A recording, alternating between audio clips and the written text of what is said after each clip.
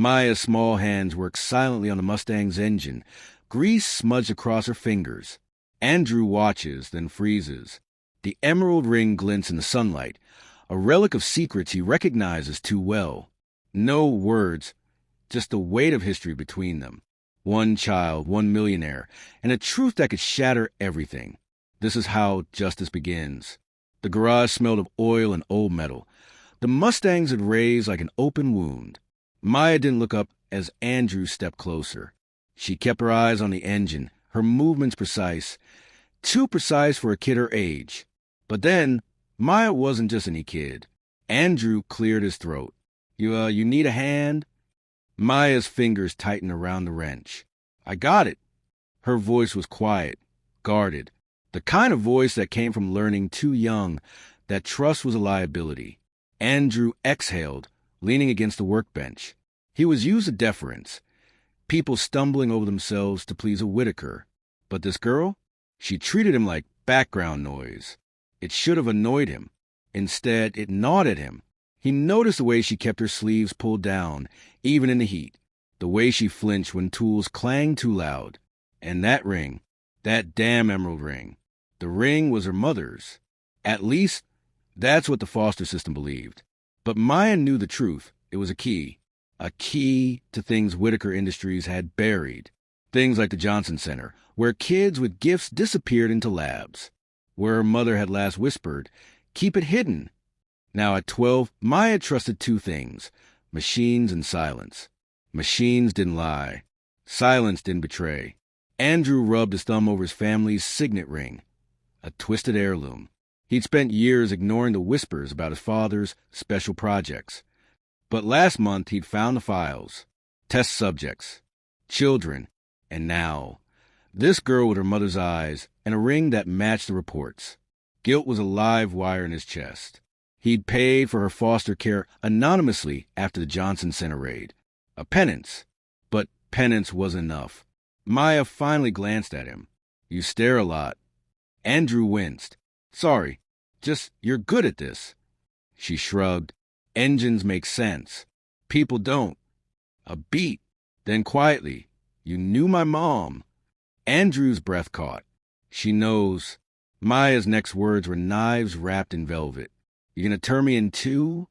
The garage door rattled as a gust of wind blew through, scattering loose papers across the oil-stained concrete. Maya finally straightened up from the Mustang's engine, wiping her hands on her jeans. The silence between her and Andrew had stretched too long, filled with unspoken accusations. Then, with deliberate slowness, she twisted the emerald ring on her finger, a movement that wasn't nervous, but intentional. Andrew's gaze locked onto it. You recognize this, Maya said. It wasn't a question. Andrew swallowed hard. He could lie. He should lie. But the weight of the files he'd found, the ones detailing the experiments, the missing children, the way his father's empire had been built on their suffering, pressed down on him like a physical force. Yeah, he admitted, voice rough. I do. Maya studied him for a long moment, then reached into her backpack and pulled out a small, battered drive. Then you'll know what this is, too. The drive was unremarkable, scratched and worn, but Andrew's stomach dropped. He'd seen enough of his father's encrypted records to guess what it contained. Is that? Everything, Maya said flatly. Names, dates, locations, proof. Her voice didn't shake, but her knuckles whitened around the drive. My mom hid in the ring before they took her. I didn't even know it was there until last year. Andrew's mind raced. If this was real, if this got out, it wouldn't just ruin his father. It would dismantle everything. The company, the family name, the carefully constructed lies that had propped up their wealth for decades. He should be terrified. But all he felt was a sick, dizzying relief. Before he could respond, the garage door creaked open again. A man stepped inside, his sharp eyes scanning the room before landing on Maya. You're late, he said, though his tone was more worried than annoyed. Andrew tensed. Who's this? Maya didn't look away from the newcomer. Marcus Hayes, the journalist. Marcus nodded at Andrew, assessing. So you're the wild card. Andrew bristled. What's that supposed to mean? "It means," Marcus said, stepping closer, "that we're about to blow this story wide open, and you, Whitaker's son, can either help us or get out of the way." He held up his phone, the screen displaying a live broadcast setup. "We go public in 1 hour. Your choice." The air in the garage felt charged, like the moment before a storm breaks. Maya watched Andrew, her expression unreadable. She hadn't trusted him yet. Why would she? But she'd shown him the drive anyway, given him the chance to choose. Andrew looked down at the ring on Maya's finger, then at the drive in her hand. His father's voice echoed in his head. Family comes first, but the words rang hollow now. He took a deep breath. "What do you need me to do?" Maya's shoulders relaxed, just slightly. Marcus grinned.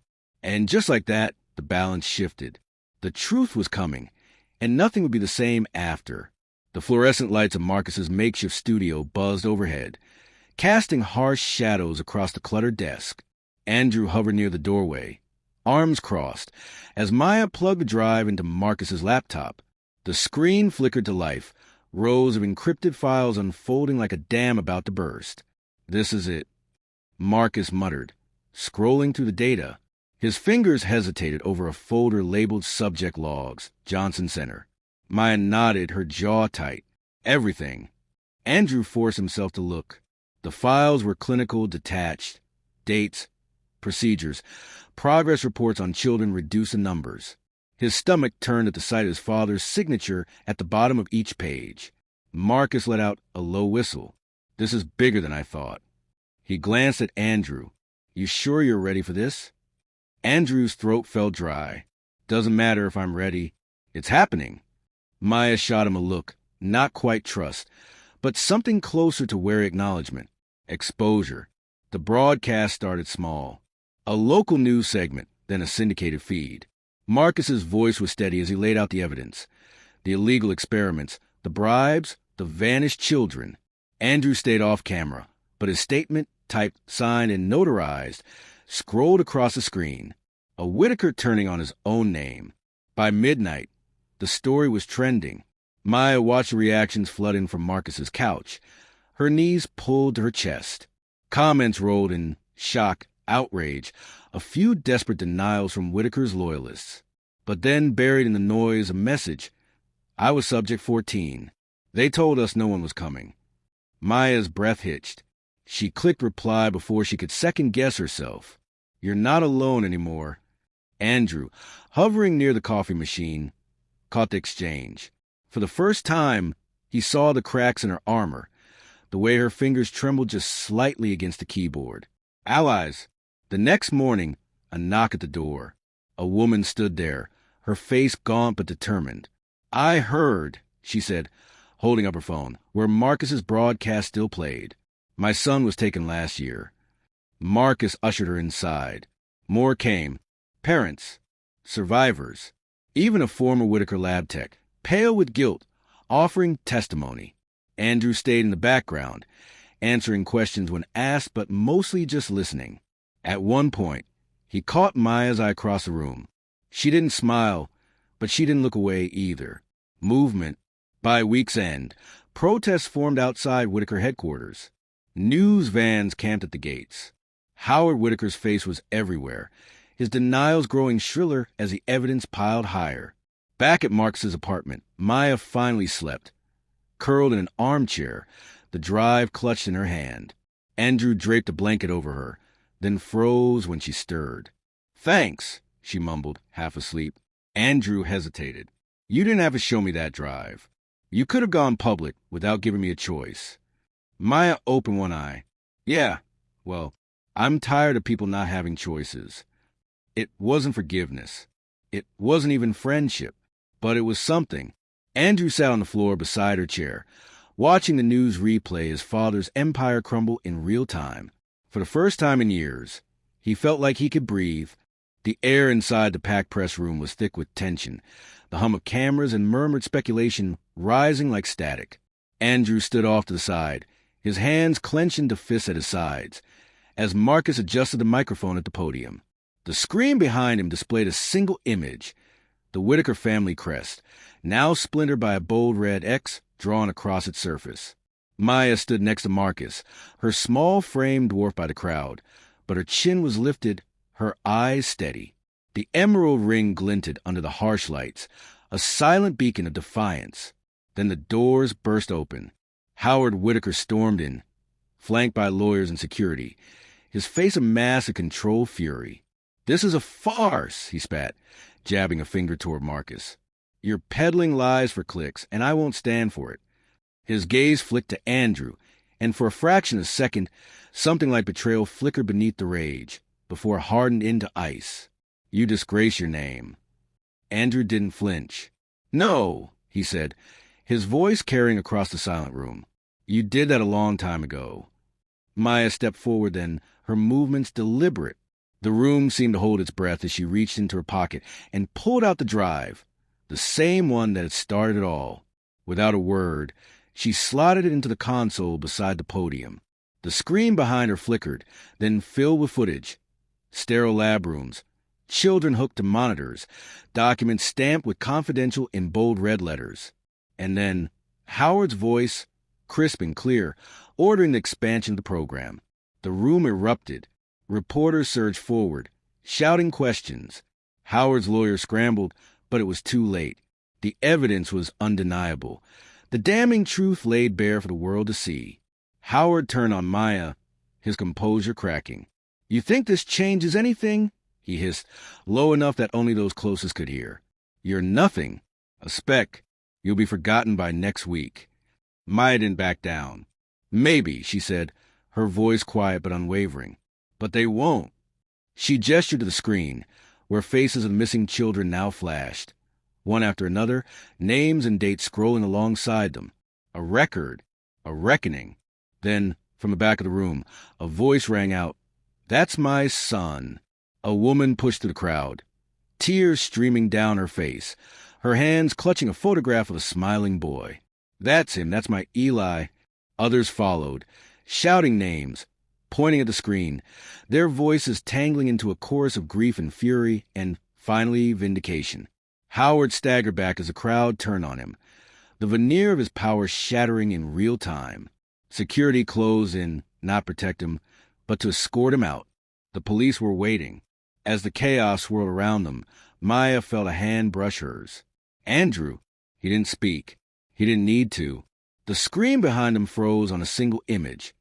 The Whitaker crest, now buried under the words justice and forgotten.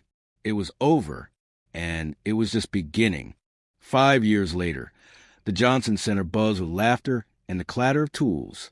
Sunlight streamed through the newly installed skylights, painting the workshop floor in golden stripes. Maya, now 17, moved between workbenches where kids hunched over half-built robots and solar-powered gadgets, her hands gesturing as she explained a wiring schematic to a wide-eyed girl. The emerald ring still sat on her finger, but it no longer felt like a secret, just a part of her, like the scar on her wrist from a slipped wrench or the calluses on her palms. Across the room, a familiar voice called out, "Hey, Maya, tell your interns to stop stealing my spare parts." Andrew leaned against the doorway, grinning, his sleeves rolled up to reveal ink-stained forearms. The Prometheus Initiative logo, a flame encircled by gears, was stitched onto his shirt. Maya rolled her eyes. "Maybe if you label your boxes, they wouldn't get borrowed that." Andrew laughed, tossing a small pouch of bolts to a sheepish-looking boy. "Fair. But seriously, you ready? The press is here for the unveiling." Maya nodded, wiping her hands on her jeans. Outside, a crowd had gathered around the center's newest edition, a bronze plaque bearing the names of every child who'd passed through the original Johnson Center, not as test subjects, but as people. Survivors. Families stood in clusters, some touching the engraved names with trembling fingers. Reporters lingered at the edges, but today, the cameras felt different, less like intruders, more like witnesses to something finally being set right. Maya stepped up to the microphone. She didn't need notes anymore. "This isn't a memorial," she began, her voice clear. "It's a promise that what happened won't be erased, that the kids who were lost mattered." She glanced at Andrew, who gave her a small nod, and that the ones who are still here, they're going to change the world. The applause was thunderous, but Maya barely heard it. Her eyes found Mrs. Ruiz in the crowd, holding a photo of her son, Mateo, one of the first to disappear. The woman mouthed, "Thank you," and Maya felt the weight of it settle in her chest. This was why they'd fought. Later, as the sun dipped below the rooftops, Andrew found Maya on the center's rooftop garden. The city sprawled below them, alive with lights. "You okay?" he asked, handing her soda. Maya popped the tab. Thoughtful. "Yeah, just weird, you know? Howard's in prison. The labs are shut down. We won." She traced the rim of the can. "So, why does it still feel like there's more due?" Andrew sat beside her, his own soda fizzing. "Because there is. The initiative's got 3 new locations opening next year. Marcus is still digging up old Whitaker contracts. And you," he nudged her shoulder, "you've got a waiting list of kids who want to learn from the Maya Johnson." She smirked. "Don't call me that. Sound like I'm a brand." "You kind of are," Andrew said, laughing when she elbowed him. But then his expression softened. "Seriously, though, none of this would have happened without you." Maya looked out at the skyline, where the old Whitaker Industries tower now bore the Prometheus logo. The past hadn't disappeared. The scars, hers, Andrew's, everyone who'd survived wouldn't either. But the future was something they'd built themselves, brick by brick. She lifted her soda can. To small acts remaking worlds, Andrew clinked his against hers, and the kids who dared to try. This story began with a single spark, a girl, a ring, and the courage to confront a broken system. But it doesn't end here. Real change happens when we refuse to stay silent, when we choose to act. Right now, there are countless untold stories like Maya's. Kids trapped in systems that ignore them. Talents crushed under the weight of injustice. And just like Andrew had to decide what side of history you want to stand on, you have a choice too. Notice something off in your community? A policy that harms the vulnerable? A child being overlooked? Be the person who says something. Andrew stayed silent for years out of loyalty. Don't make the same mistake. Maya's ring started as a secret, but it became a beacon. What's your beacon? The world isn't changed by grand gestures alone. It's changed by everyday people choosing courage over comfort. So what will you do today? Hit like if you believe in second chances. Share if you're ready to act. And subscribe, because the next chapter of justice starts with you.